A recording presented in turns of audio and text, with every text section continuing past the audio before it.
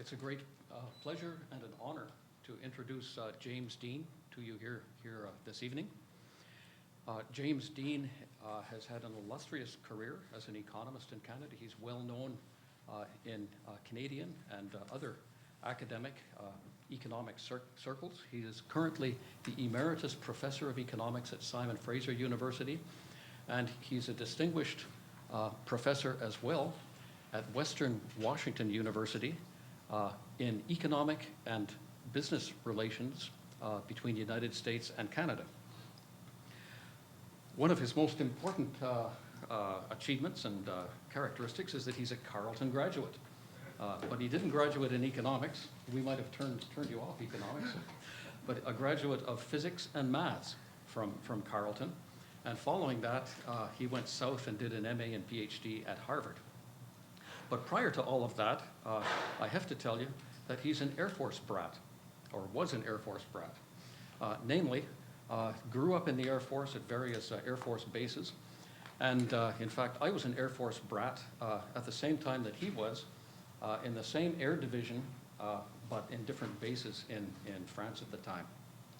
It may be that experience got him into international macroeconomic and international financial issue areas.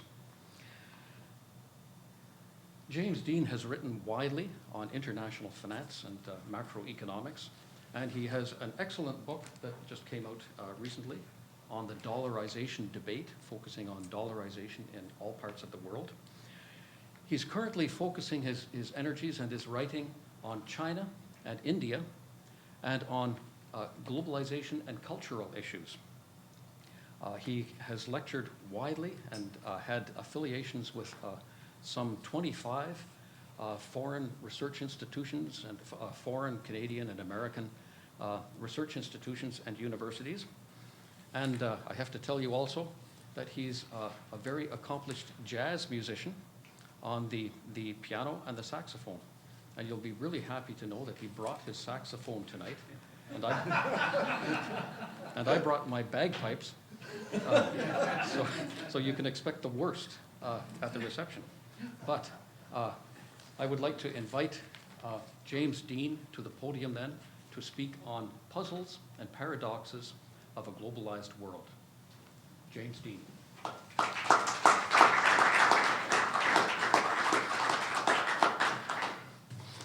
Thank you very much, Arch.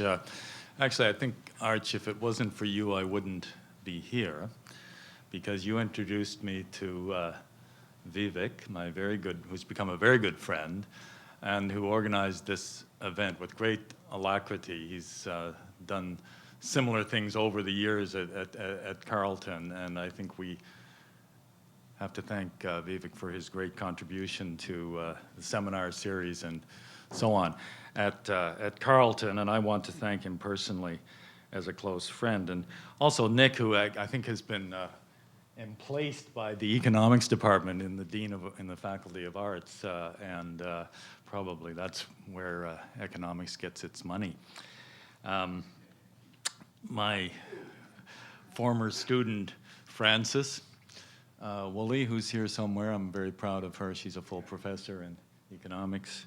And of course, my father, of whom I'm very proud, who's sitting here with my bright and beautiful aunt, my favorite aunt, beside her, and then my bright and beautiful sister, and my bright and handsome brother-in-law, all seated there in a row. Now, I'm going to talk today about globalization, and my theme is going to be that globalization has been divisive. And I hope that will be controversial. I believe it's been divisive politically, ethnically, religiously, and of course economically. And because I'm an economist, I'll talk mostly about how it has divided people economically. And my theme really, my punchline finally will be that if we don't fix the economic divisions that have been created in part by globalization, then we will kill the golden goose. Now, don't get me wrong. I think globalization is a golden goose. And it's something that has made us all, on average, much better off. But it has also, in many respects, left people behind and widened gaps between rich and poor. Now, I think that economists have played no small part in creating this divisiveness about globalization, because in our eagerness to explain to everybody blithely how globalization is good for everyone, we've glossed over the problems. And we've lost credibility, I think, in the process.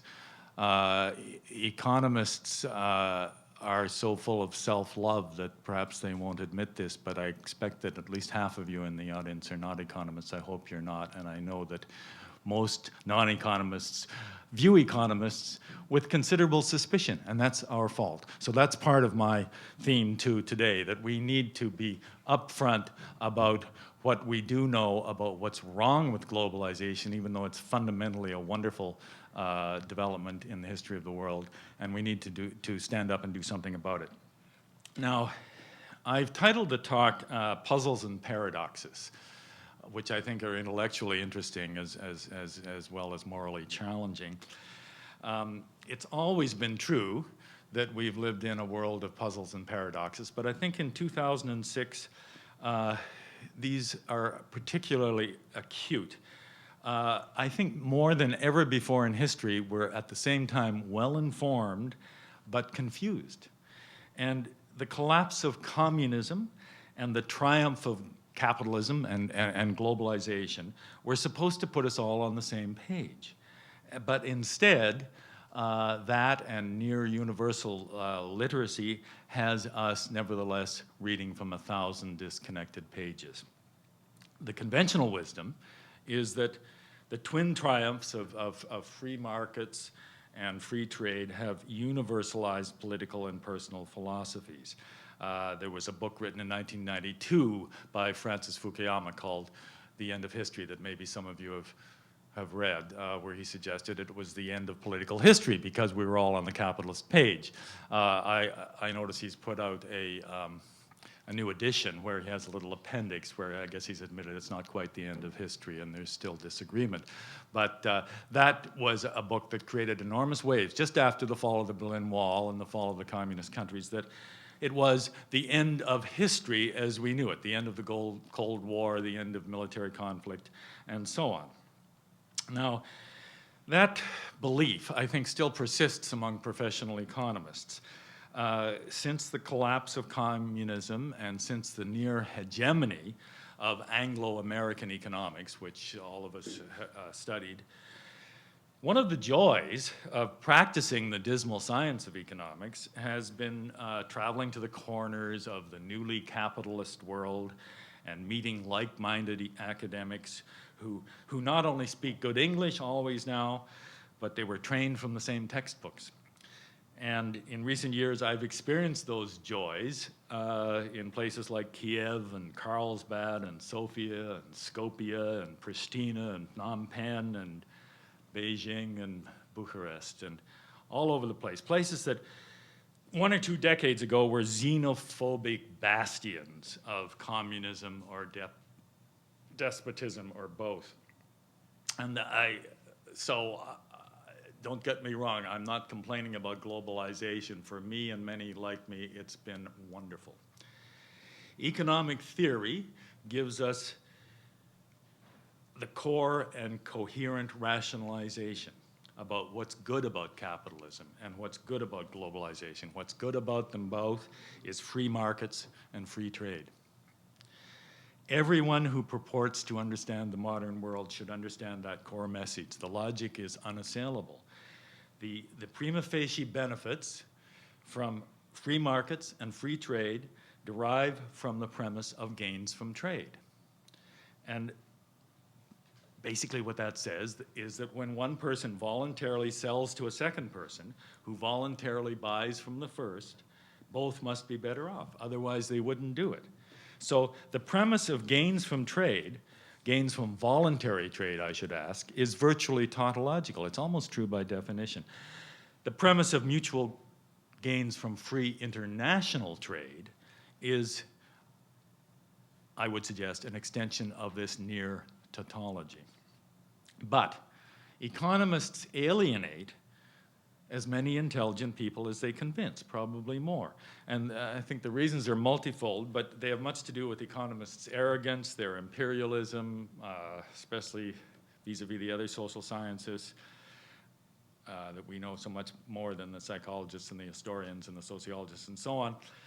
And I think many economists, not the best of the breed, but maybe the bulk of the breed, leave non-economists with the impression that they're simply stupid if they don't subscribe to a set of so-called facts, and if they don't subscribe to a political and even personal philosophy that supposedly derives from the narrow logic of gains from trade.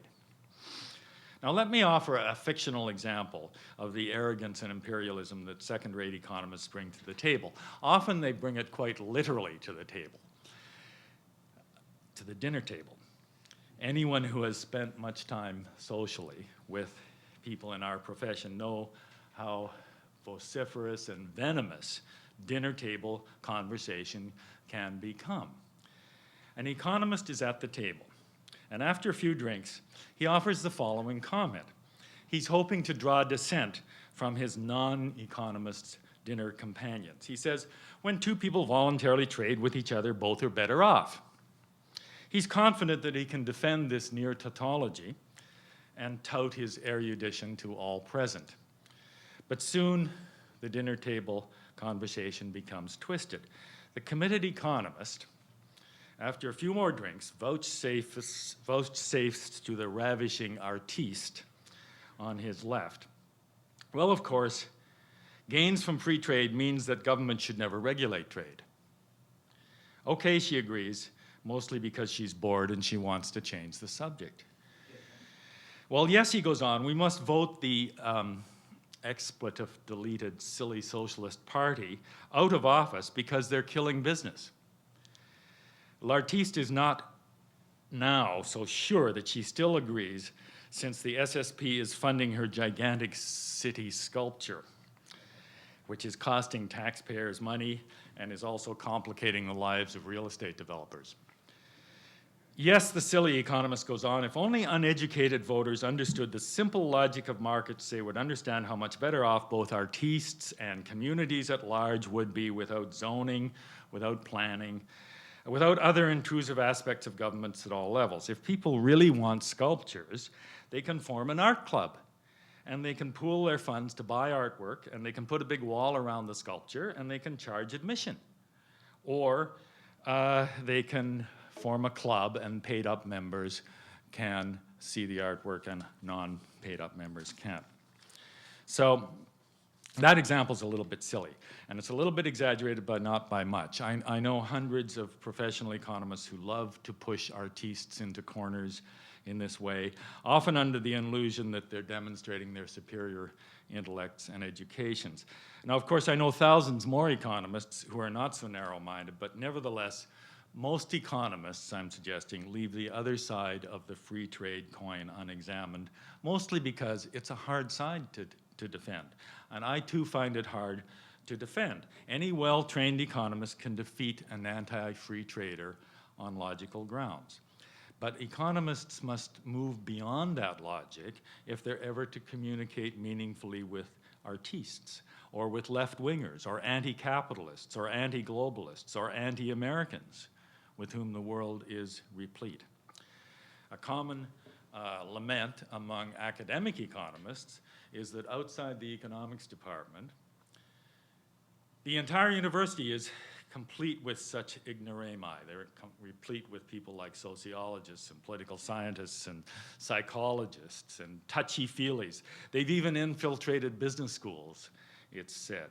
And how many times have I heard my colleagues say something like, it's frightening how our students are indoctrinated by these diversity courses they're forced to take these days. But I'm digressing. Back to globalization and paradoxes. Insofar as globalization simply means free trade, free international trade, its economic benefits are almost self-evident.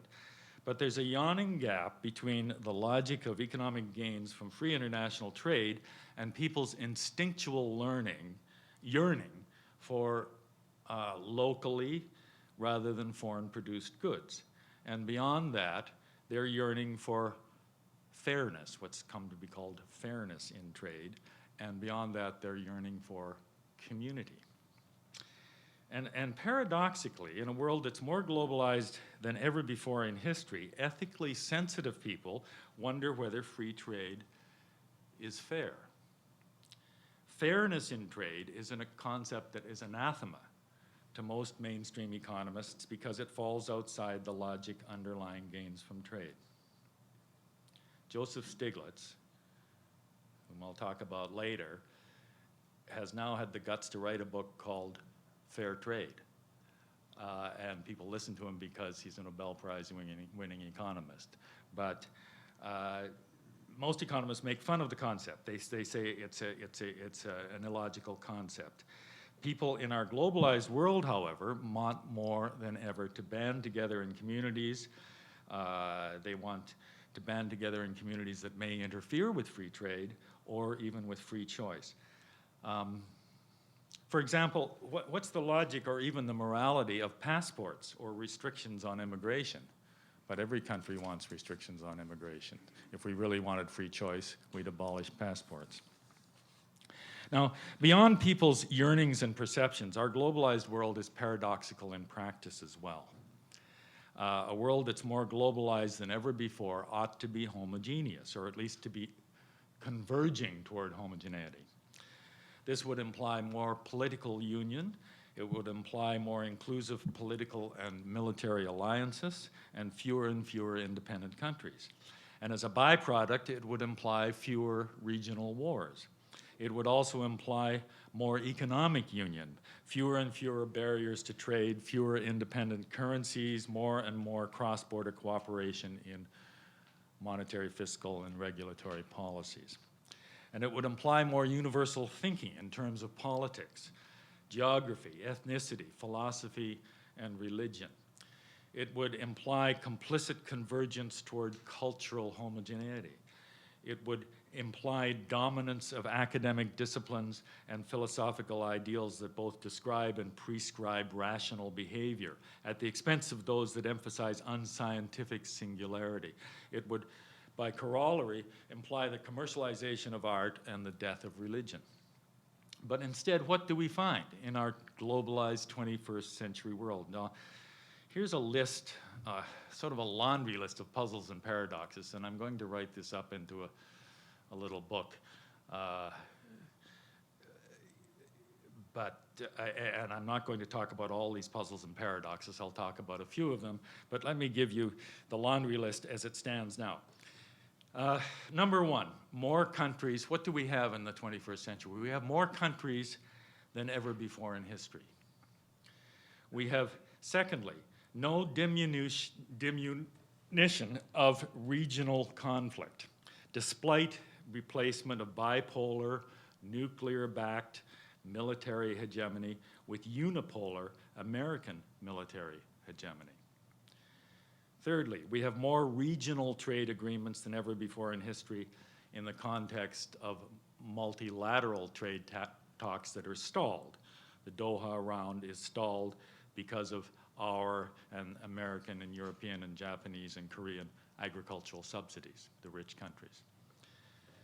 We have so-called multinational corporations that, if you look closely, primarily operate regionally. We have more currencies than ever before in history. We have, many of us make a living from the academic controversy about fixed versus flexible exchange rates, and that's as intense as it was 50 years ago. Nothing has been resolved. We have heightened geographic hubris at regional, national, and community levels. We have heightened ethnic awareness despite unprecedented migration and also intermarriage. We have heightened religious hubris and polarization toward fundamentalist extremes. We have intense concern about cultural identities in the context of globalization and so-called Americanization. We have less equitable income and wealth distribution both within most globalized countries and between most countries, and that's what I'm going to dwell on. we have another paradox that I won't talk about, but it's a remarkable one. Poor countries lend much more money to rich countries than vice versa.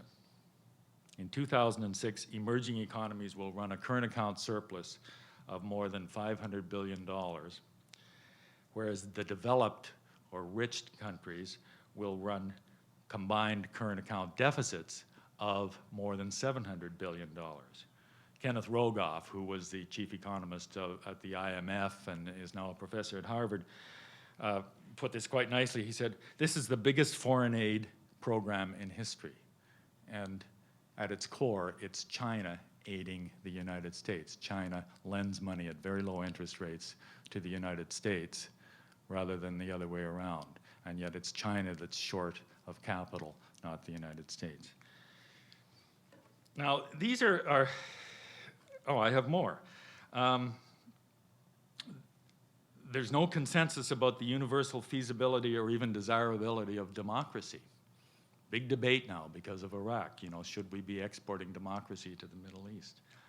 And it was a big debate before that in Asia. No consensus about optimal government involvement in economies, even in democratic and capitalist countries. Big controversy between the sort of Anglo-American model on the one hand and the Nordic Swedish model on the other. I spent a lot of time in former communist countries, and I can tell you that most people I meet claim that they're worse off under capitalism than under communism. I don't believe them. And if you scratch them, the people under 40 admit they probably are better off. But for all of them, life is tougher. And certainly for people over 40, life is much tougher.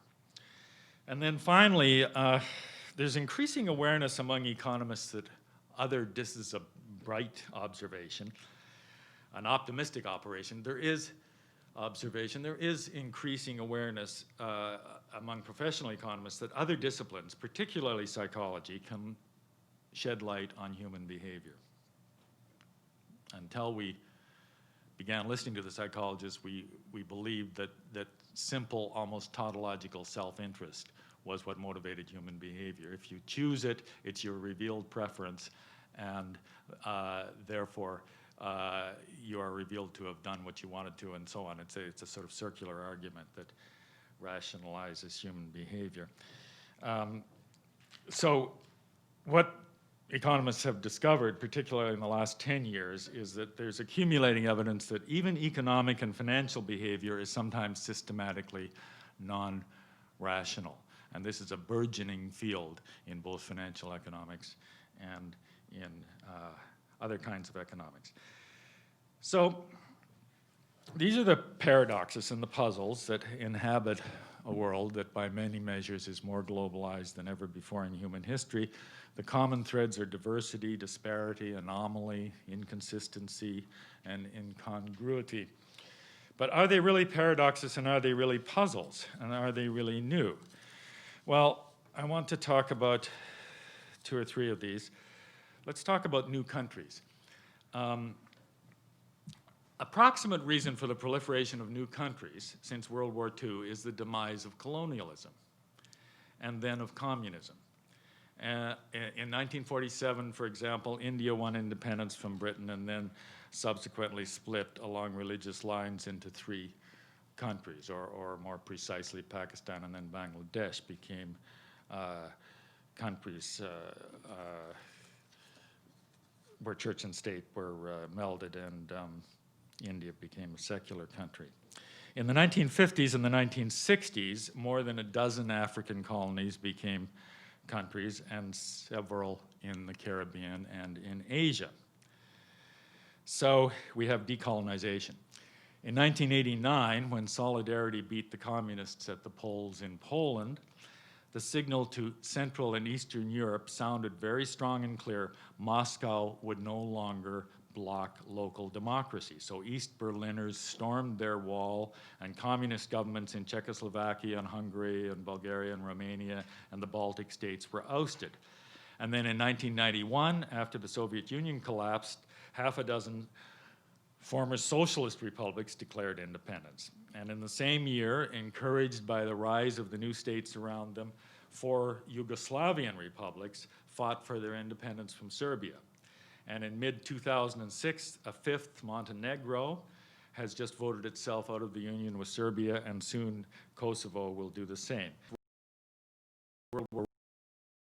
Iraq may split into 3 parts. Palestine will certainly become a country. Maybe Northern Ireland will. Scotland and Wales won't, but there's great debate about devolution of powers within Britain as well.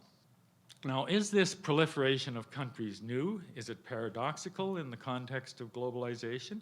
On the surface, it's both. It's new because never before in human history have so many countries asserted their nationhood in so short a space of time, both benignly at the polls and in the United Nations, and belligerently in wars of liberation as well as wars of aggression. And it's paradoxical because not only might globalization in its narrow economic sense of cross-border trade and investment seem bound to unite and homogenize, so too might the apparent philosophical convergence that came with the collapse of communism have been expected to put us all on the same page politically. But it did not put us on the same page. Colonialism and communism discouraged nationhood, albeit in different ways. Tribal, ethnic, religious, and cultural loyalties were suppressed in the interests of ruling powers or in the interests of ruling ideologies. But capitalism and democracy does not suppress such loyalties. Neither necessarily does independent statehood, even when it comes without capitalism or democracy. So some of these loyalties have flowered in newly independent countries that span the spectrum from capitalism and democracy to their antithesis. So the countries, for example, span the spectrum from India, which is thoroughly democratic, to Malaysia, to Macedonia, to North Korea. Well, it shouldn't be surprising that a mere half-century of accelerated globalization hasn't diminished long-standing sentiments of nationalism, but perhaps it is surprising that it has revived them. Even more surprising, I think, perhaps to economists, is that income gaps between rich and poor have widened, both within countries and between countries, and I want to spend some time talking about this. Not only that, the perceived gaps in well-being often exaggerate these income gaps because globalized information, television in particular, has made most poor people acutely aware of how the other half lives. The late 20th century bequeathed to the 21st century free markets and free politics for most of the world's population, but by the same token, it bequeathed a paradoxical mix of equality and inequality, of opportunity and frustrated opportunity.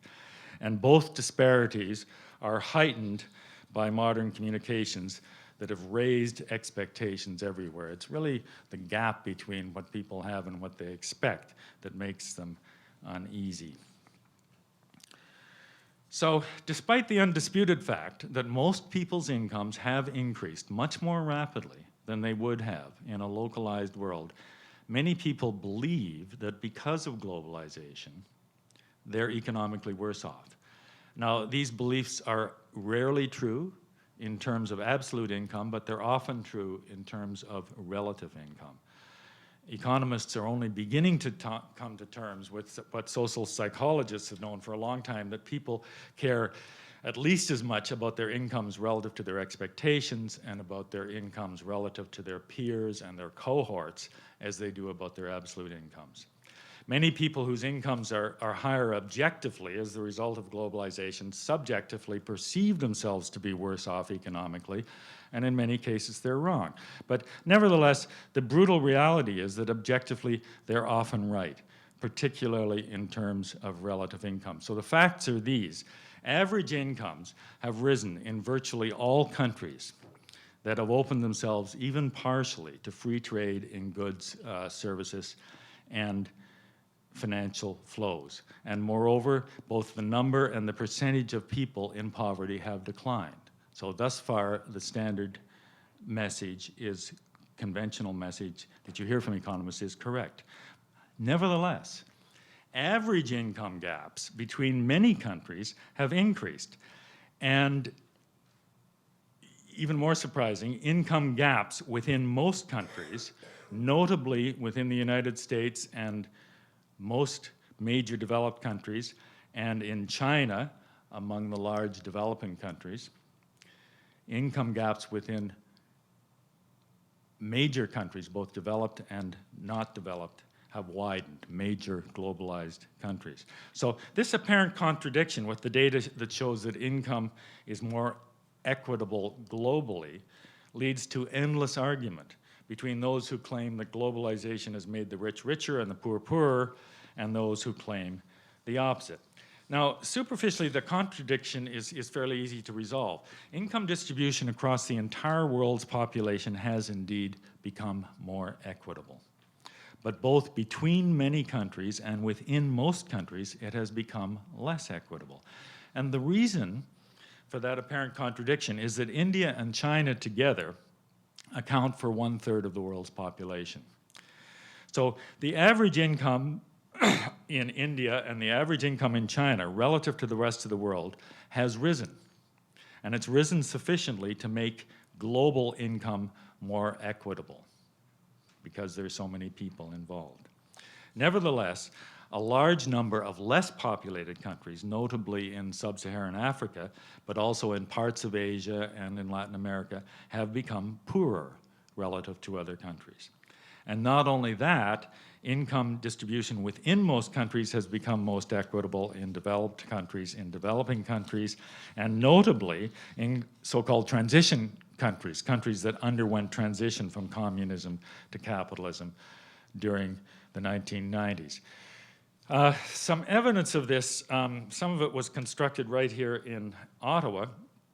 Lars Osberg of Dalhousie University and Andrew Sharp of the Center for the Study of Living Standards here in Ottawa have very carefully constructed something called an index of labor market well-being. And it shows that between 1980 and 2001, the labor market equality component of their index for the United States fell from 0.27 to 0.08. Now, don't worry what those numbers mean, but that's a sharp drop in the index. 0.27 in 1980 and 2001, 0.08 for the United States. It's an index of equality among working people, equality of income among working people. Now, they did this for 16 rich countries, 16 OECD countries, and all but 6 of them fell over that 20-year period, notably the UK, aside from the US, which had the biggest fall. But they all started from much higher levels than the US, and they're still at much higher levels of equality than the US. The UK fell from 0.71 to 0.60. So that's 0.60 versus 0.08 for the US. There were 6 countries that actually rose on their index. The 6 countries were Belgium, Finland, Germany, which rose quite markedly, Japan, and Norway, and Switzerland, very, very slightly. Now, there's some new research, particularly for the US, by Ian Dubecker and Robert Gordon, that's getting a lot of play, talking about inequality within labor income. And they've documented better than anybody else before that within labor, within the income, earned income part of total gross domestic product, inequality has risen. Let me put it more dramatically. Productivity growth in the United States has been greater than in other rich countries since 1995. There was a sharp increase in productivity and productivity growth, coinciding with the beginning of what we call the new economy, information technology, communications, and so on. So now, 10 years after 1995, 96, each US worker now produces 30% more than he or she did 10 years ago, 30% more. So you'd expect them to be paid 30% more. But between 1996 and 2000, the median wage of US workers rose just 6%, right? So you had a rise of perhaps 15% in that 5-year period, and their wages rose 6%. Since 2001, it's even more dramatic. We've had a 15% rise in productivity, output per worker, since 2001. A 15% rise, and median wages, the wage of the typical worker, adjusted for inflation, has actually fallen by 4% in the United States. So they call their article, "Where did the productivity growth go?" And that is a big puzzle. The superficial answer is that it went into corporate profits. So corporate profits have grown over the same period from 7% of GDP to 13% of GDP. And indeed, this isn't just true for the United States, but workers' share is at its lowest in 30 years in all developed countries. It was, for an average of developing countries, in 1975 it was 63%. It's now 59%. Well, what's the reason for this?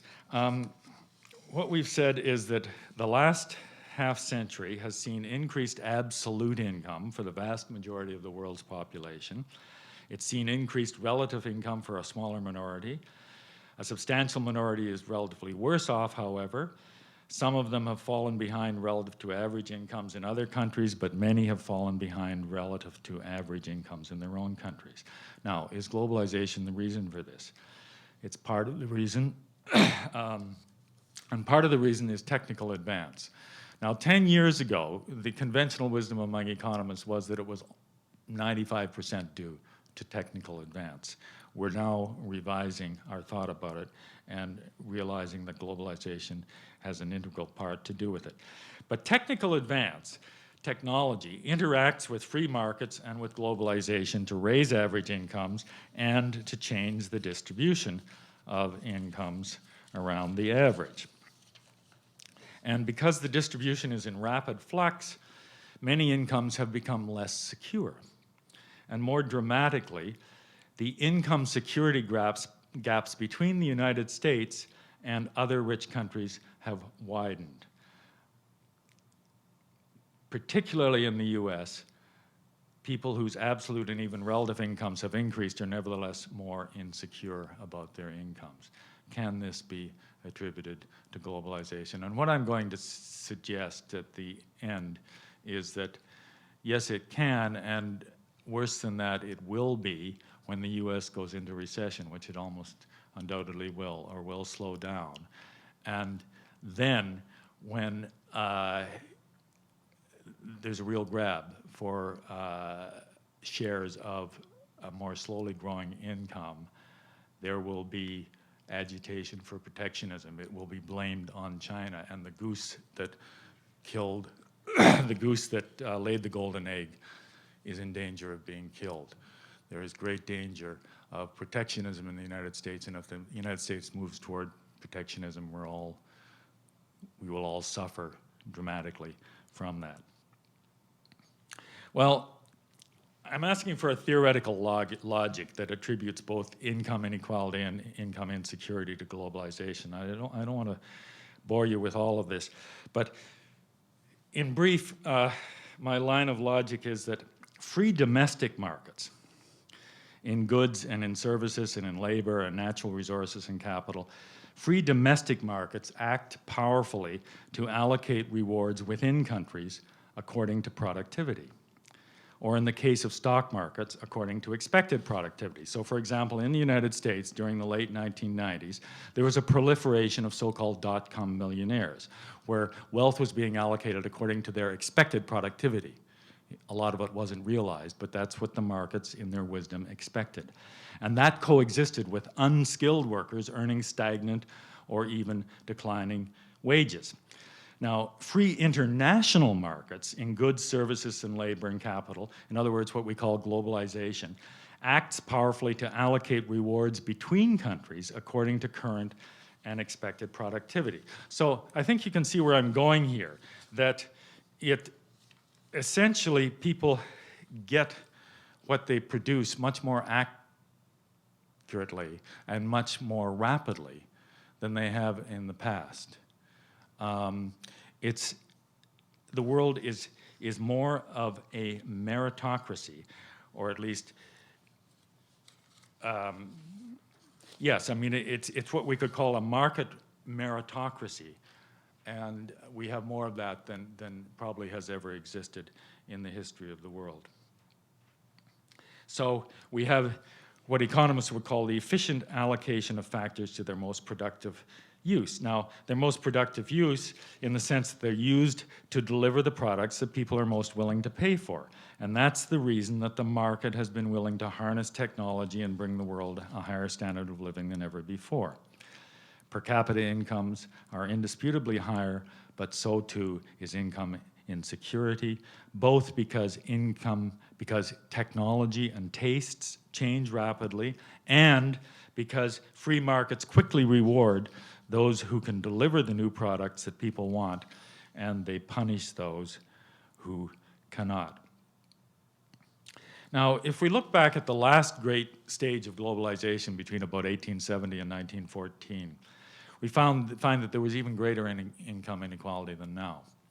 But it was between labor and capital rather than within labor. Or more precisely, the gaps now are more to do with those with expensive, or rather productive human capital, and those who have not, than between owners of labor and owners of capital. So, to put it bluntly, it was the capitalists who got rich in the last period of globalization. Now it's the skilled and educated.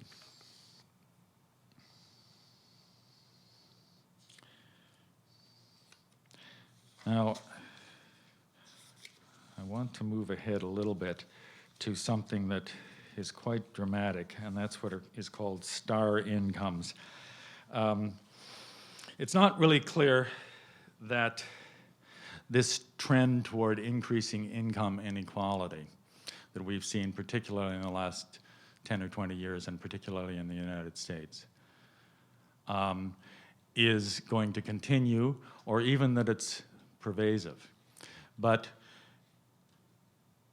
one thing that is dramatically clear is that we have unprecedented levels of so-called star incomes in the United States. Over the past couple of decades, movie stars, sports stars, and particularly corporate stars are making unprecedented incomes. The average income of a Fortune 500 chief executive in the United States is now 300 times that of the average US hourly wage.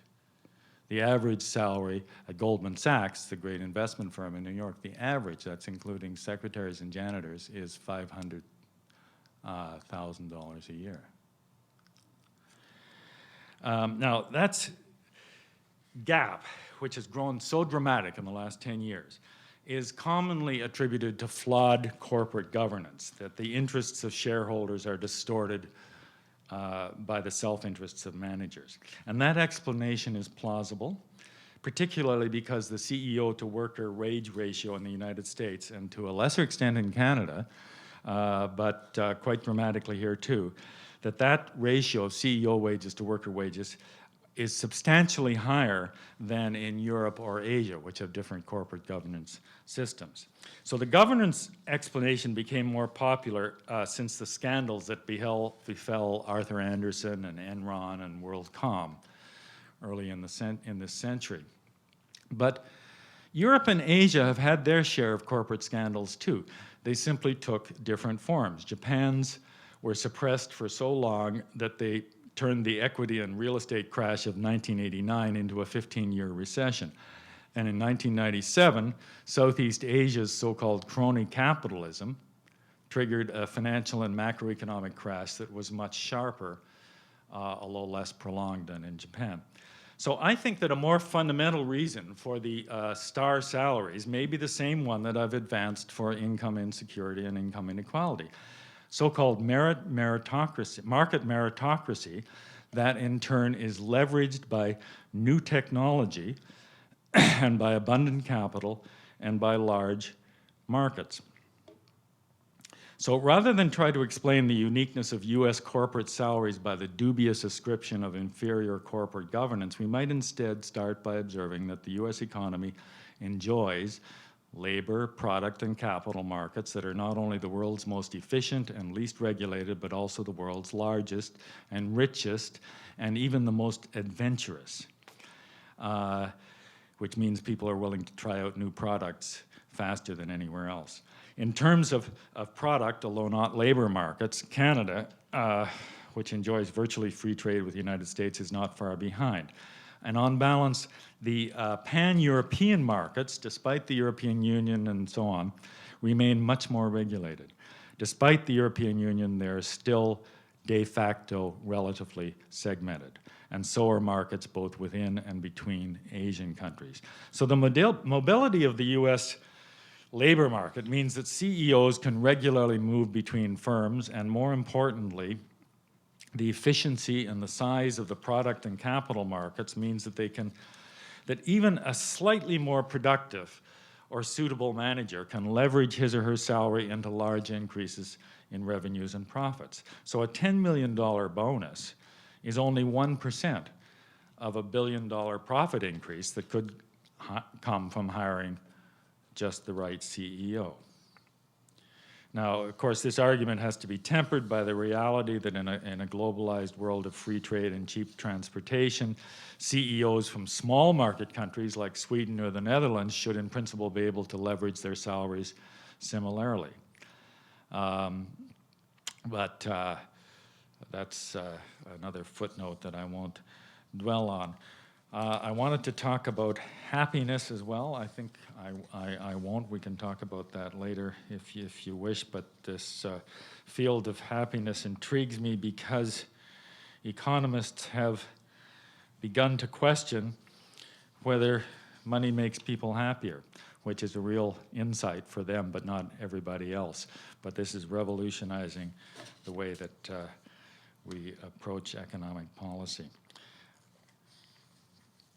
I won't talk either about the controversies about democracy, but I will just conclude by running through a few conclusions. We started with a long list of puzzles and paradoxes, and many of them emanate from people's perceptions that globalization threatens their uniqueness as embodied in their historic nationalities and their cultures. And similarly, many people are uncomfortable with change. The modern era of rapid technological advance, which is coupled to globalized goods and globalized ideas, has brought rapid change to remote corners of the world. And many paradoxes and puzzles emanate also from socio-psychological tension between rising average incomes and rising inequality and insecurity. Now, I believe that economists have begun to grapple with these puzzles more systematically than in the recent past, so-called behavioral economics, which borrows from other social sciences, have convinced, for example, most of the profession that endowment effects are pervasive. People value what they've owned for some time more than the market values it. This phenomenon is easily extended to cover attachment to nationality and to culture. Economists, since my old mentor Harvey Leibenstein, have recognized inertial behavior that persists beyond what standard microeconomic theory would suggest is rational. Harvey called that Oblomovian behavior because of Ivan Goncharev's classic 1858 novel that all Russian students read in school called Oblomov, where Oblomov, for the first half of the novel, can't get out of bed. He's inertial. Economists are now also beginning to see, however dimly, that economies and the people who populate them may choose different combinations of consumption, leisure, and even free choice. We all know about the difference between Americans and Europeans. Americans are from Mars and Europeans are from Venus, and Americans work much harder than Europeans, and so on. Americans are materialistic and Europeans are infused with great appreciations of culture and they know how to spend their leisure properly and so on. All these sort of half-truths. But the fact is that most Indians, for example, would not trade their democracy for the higher incomes that they could have by moving into the Chinese system, or vice versa. And most Swedes would not trade their security because they're far more secure than Americans with almost as high a standard of living, but they would not do that for the promise of higher income or the promise of really high incomes that they could have by moving to the United States. So the message to ideologues who preach the virtues of one or two of the three human wants, consumption, leisure, and free choice over the others, is to recognize that tastes differ. And both the political right and the political left, I think, would do well to heed this message. AAA personalities want to move to the United States. Others who want more security want to move to Sweden.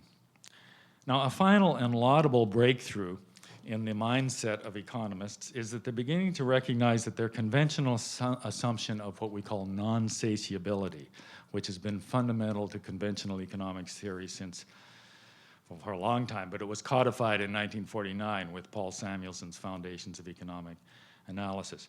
Well, non-satiability, which means you can never get enough of anything, simply doesn't correspond to human behavior. Many people do not necessarily want unlimited quantities of consumption or of leisure or of free choice, even if there were no trade-offs between them, even if they didn't have to sacrifice one of those to get more of the other. And similarly, some economists have at last begun to repudiate the doctrine that greed is good, which is a serious distortion of what Adam Smith really wrote. My old colleague from graduate school, Deirdre McCloskey, has recently published a very long book called The Bourgeois Values, Ethics for a Capitalist Age. And she enumerates 7 virtues: hope, faith, charity, which she calls the Christian virtues, justice, courage, temperance, and prudence, the classical virtues. Drawing in detail from centuries of philosophical and theological thought, Deirdre argues that each of these virtues is necessary for capitalism to be successful and sustained. In other words, you need not just greed, which she calls prudence, that's self-interest, but also hope, faith, love, justice, courage, and temperance to successfully run capitalism. But then she makes a more startling argument. She turns it around and she says, capitalism and only capitalism can foster those virtues. That capitalism at its best brings out those virtues. Dictatorship, communism, everything else does not. So that is a tougher argument to make, and she makes it well.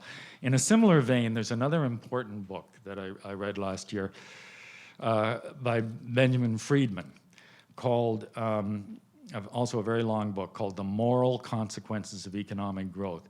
Benjamin Friedman, Harvard economist, argues that macroeconomic growth, not greed, but growth, enables nations to pursue morally uplifting ends, whereas stagnation fosters futility and worse. So in other words, not greed is good, but growth is good. So like Deirdre McCloskey, he again draws from centuries of philosophical and theological thought, particularly in this case from the Protestant Reformation, from the Renaissance, and from the Enlightenment. And he draws from American and British and French and German history. And he documents that periods of slow or negative macroeconomic growth were periods when interest groups preyed upon each other. For example, the Ku Klux Klan was spawned during the US Depression of the 1890s, not during the prosperous 2 decades after the Civil War, which ended with emancipation of black slaves. So similarly, globalization has brought macroeconomic prosperity and growth to every country that has embraced it. It's also brought puzzles and paradoxes. Many of these paradoxes arise because within the macroeconomy, some benefit more than others. Others arise because a society that abruptly elevates material greed to the top of its moral sentiments begins to fear it will lose its religion or its culture or its identity. So I'm suggesting that if we're to harness the power of globalization for good, it's crucial that we understand these paradoxes. It's crucial that we think hard and creatively about how to mobilize our unprecedented prosperity toward those who are left behind, or toward those who believe their cultures are jeopardized. Joseph Stiglitz, I mentioned earlier, the Nobel Prize-winning economist who is regarded by many hardcore economists now as a madman and a maverick, wrote recently, actually he said this recently in a talk last month in England, in Scotland, in Glasgow. He said, what makes the market economy work is that we've learned how to temper capitalism and to ensure that the benefits are brought to a wider span of people. The problem of globalization is that these democratic processes are not in place. Globalization is undermining the ability of the nation state to deal with problems. Workers are told you're going to have weaker job protection and lower taxes, and you're going to have those in order to compete. He calls that a race to the bottom. So I don't want anyone to go away this evening believing that they've heard a tirade against globalization. On the contrary, I believe that the greatest danger that we face after half a century of successful multilateral tariff reductions and so on is that they will stall, and that they will devolve into what Vivek's mentor calls a spaghetti bowl, and what they call now the noodle bowl in Asia, of trade diverting regional trade agreements. Or worse of all, it will go into reverse, where barriers will be put back up again. So if, for example, the US economy slows down significantly, as it probably will in the next couple of years, protectionist sentiment may well grow, because millions of people believe, millions of Americans believe, often correctly, that free trade has hurt them. Now, I'll end by quoting from The Economist, because Joe Stiglitz, a lot of economists just dismiss him now. He's gone mad, even though he's a Nobel Prize winner. The Economist has never been a bleeding heart socialist rag. It was founded on the basis, on the principles by Walter Bagehot in the 1840s of free trade, and is an arch defender of free trade and free trade capitalism. But The Economist has taken up this line, and last week's Economist, and I'm quoting, said, "Unless ordinary folk are seen to share in the gains from globalization, there will be growing demands for import barriers or much higher taxes on booming corporate profits, both of which would be bad in their opinion and bad in my opinion. The challenge for governments is to find ways to share out the fruits of globalization more fairly without undermining the economy's ability to reap the benefits. And this may mean more tax and transfer, which is anathema to conventional economists. Thank you very much, and I think we have at least 20 minutes for questions.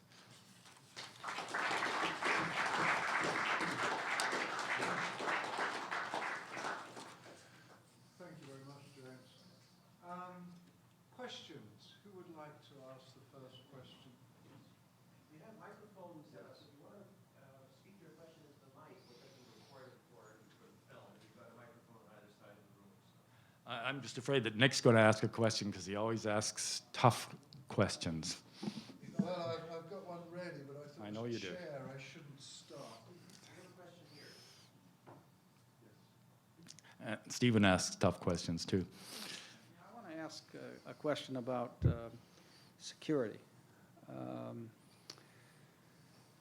I think it's the case in the United States. It has a relatively low unemployment rate relative to, say, France or Germany. And even more importantly, it has a relatively low long-term unemployment rate. And there's even a question about the unemployment rate in Sweden. I think that was in The Economist recently, about what that real rate is. I know they may be cheating on the data. They may be cheating on the data. So I want to understand what the notion of insecurity is. I mean, things change very rapidly and people can lose their jobs, but is it really a social problem if in 3 months they get another job? And suppose you have an increase in insecurity in the following way. Over the course of a working life, somebody will change their job 5 times instead of 4, but it only lasts for a few months before they find some other job. Now, the United States in recent times has been enormously successful in generating jobs and keeping down long-term unemployment. So you might say, and I think you were concentrating on the United States, that the United States, in fact, has been much more successful in this respect than European countries that are highly regulated.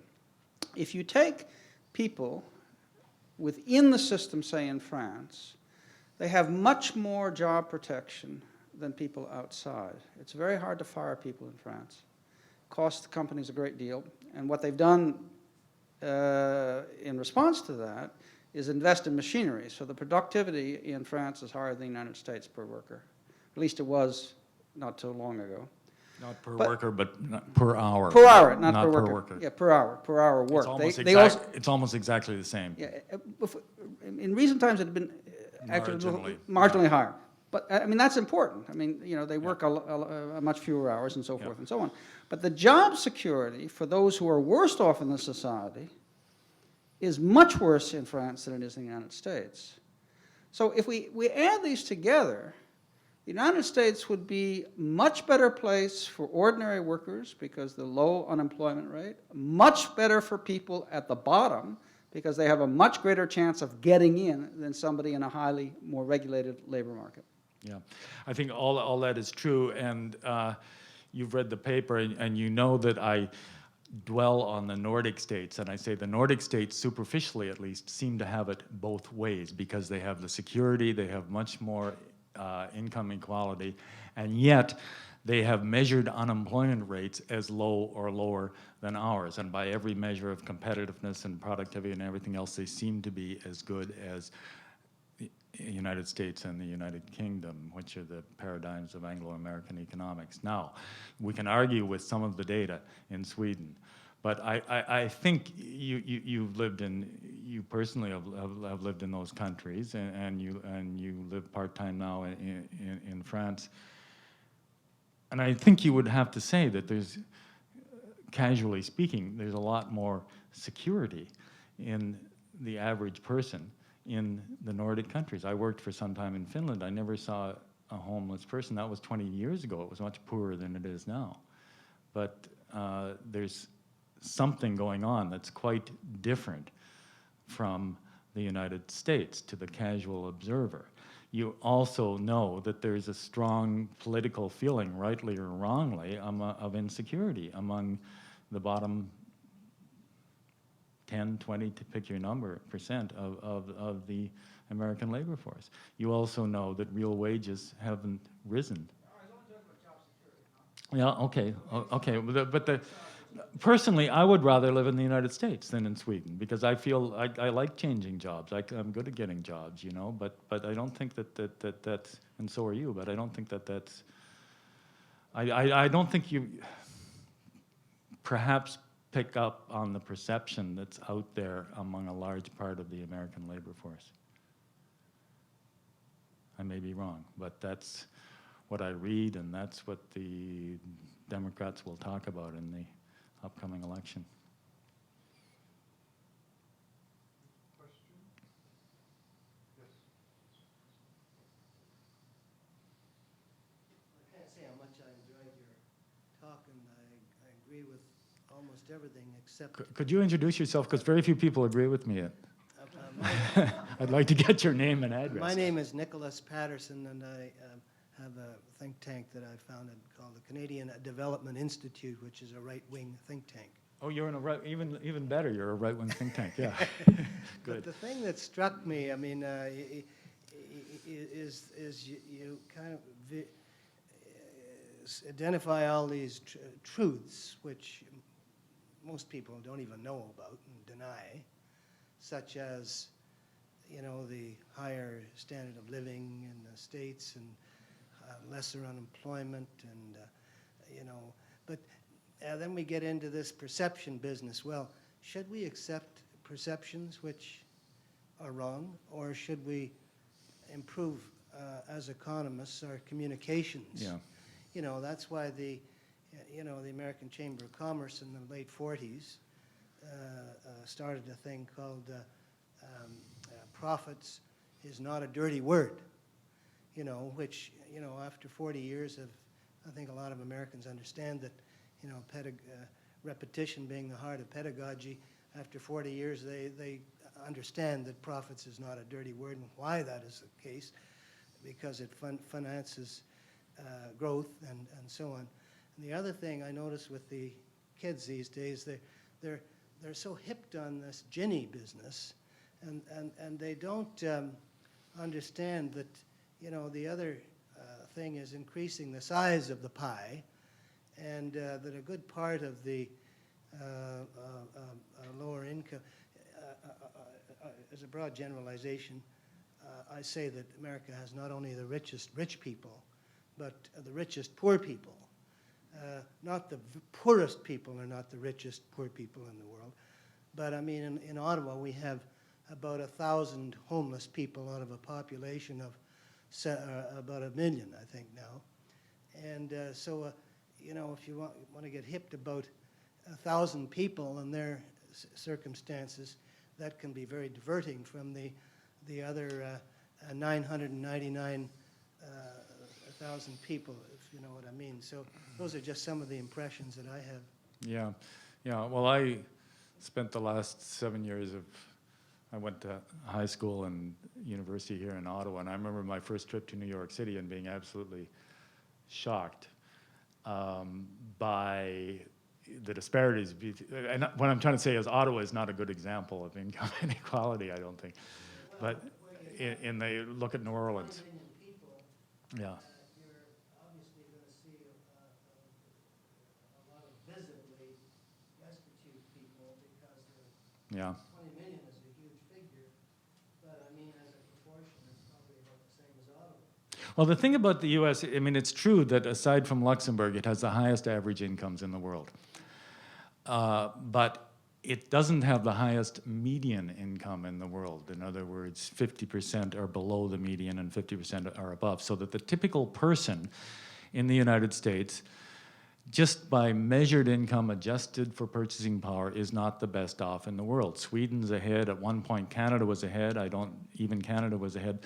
There are about 10 countries, at least, major countries in the world, that have higher median incomes than the United States. So what that tells you is that the average is biased upward by high incomes in the United States. So the U.S. is an outlier in that respect. And some people prefer one system and some people prefer another. You know, if you really, really want to be successful and get rich, there's no substitute for the United States. But to me, it's almost self-evident when I cross the border, you know, that the median person is not obviously living better than the median person in Canada, and yet on average we're 20-25% worse off.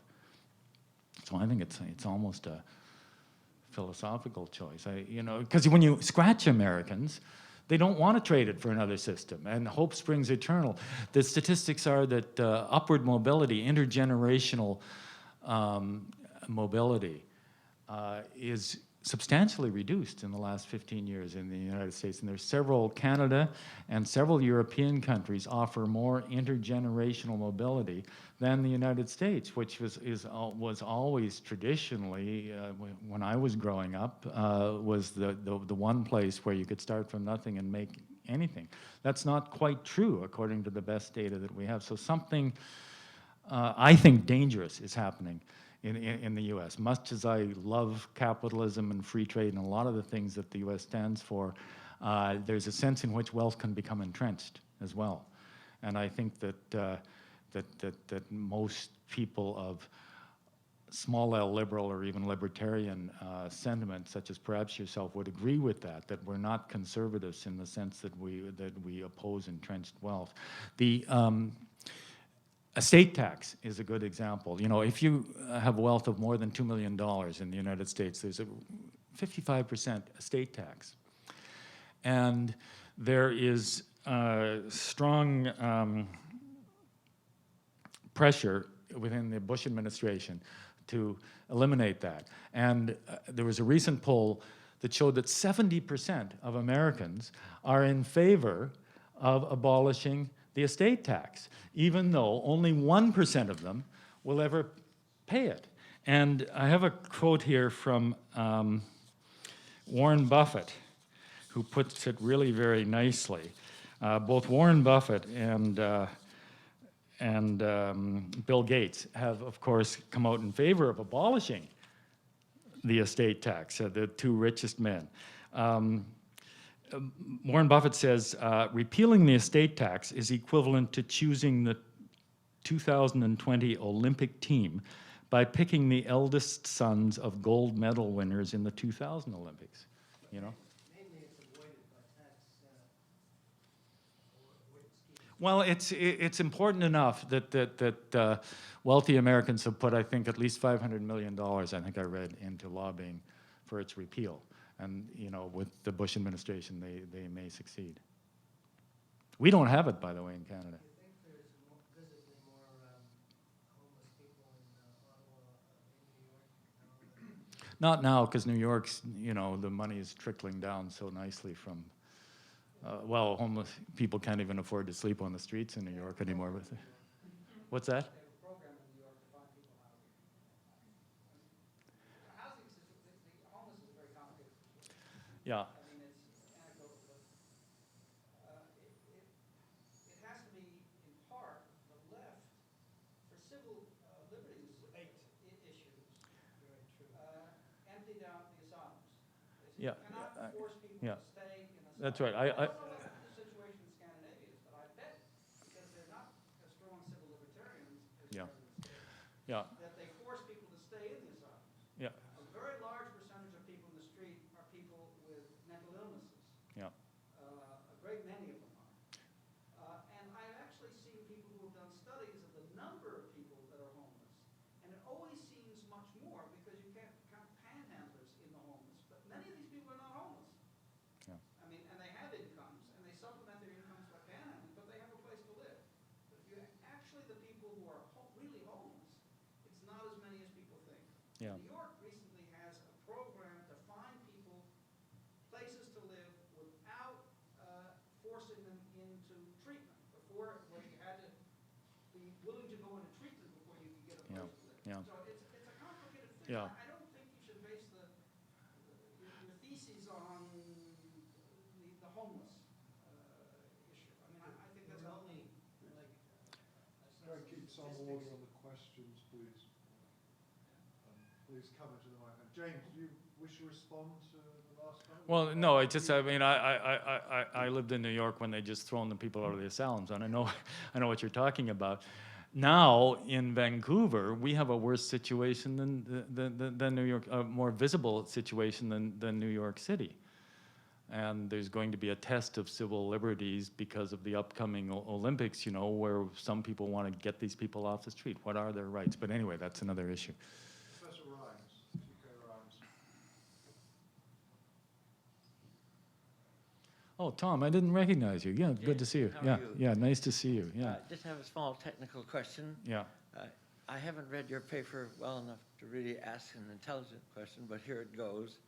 It seems to me you're saying that one of the things you seem to be arguing is that the concept of labor income has vanished, that everybody is really, that all of national income is really returns to capital, and you've got different kinds of capitalists in the You could put it in that the way. modern economy. You would put it that I'm way. putting it that way just for Yeah, fair enough. Yeah, provocative human and statement. physical. Yeah. Now, if that's the case, why is the distribution of income changing across these different types of capitalists in the manner you describe? Well, you know, perhaps it's because with deregulation, you know, including weakening of the unions and certainly the weakening of tariff barriers and all kinds of things that previously protected unskilled workers, income is more accurately allocated according to productivity. End of story. I mean, that's what I'm arguing, that it's the interaction of, well, really three things: deregulation domestically, deregulation internationally, and technology, which means that people have to work a lot harder to keep up with new ways of making a living. But I think that, you know, there was that the American worker in the 1950s was very well off, and in part that was because of protectionism, or certainly lack of competition in the automobile industry and everything else, and the strength of the unions, surely. Any other questions? Yes. I would like to ask the most important question of the night. Yeah, well, you always do, Earl. Your knowledge that Goldman Sachs had any openings for janitors? So, you will call through for me? Yeah, well, I've actually been thinking about you, Earl, and I was thinking, you know, you're vastly underemployed at the Ottawa Sun, and Goldman Sachs would be happy to have you there, even, you know, just to put up, make little posters to say, you know, closing hours at midnight and things like that around, and you could do it with literacy and with wit. Good, go for it, Earl. Thank you very much.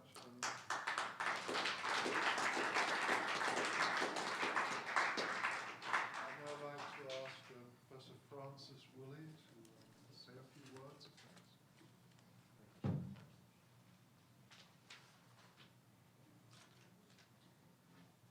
Well, I got two sets of instructions from Vivek. The first was to tell one or two anecdotes, which I thought was going to be challenging and potentially interesting.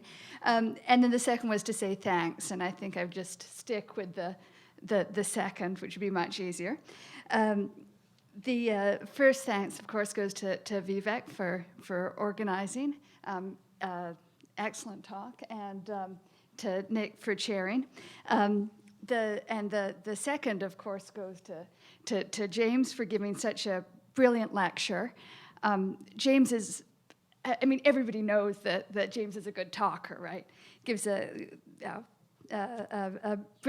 pleasure to listen to. Intellectually interesting and morally challenging, I think, are the words that come out. I think what's less obvious is what a great listener James is. And this talk is coming out of traveling the world and listening to people all over the world and hearing what they're saying. And acute, see, I see the eyes now, it's that focus, right? Not being arrogant, just coming in and observing, listening and focusing and remembering. And I think there must be some good genes there somewhere. Looking, I was thinking, no, that can't be, but yeah, definitely some good genes, and brilliant analysis and synthesis, and also, along with that, always being incredibly topical, and this is something that I kind of always have vaguely resented. You know, I think there was a time when I was hanging around West Vancouver and, you know, kind of, you know, walking up and down the hill going back to school.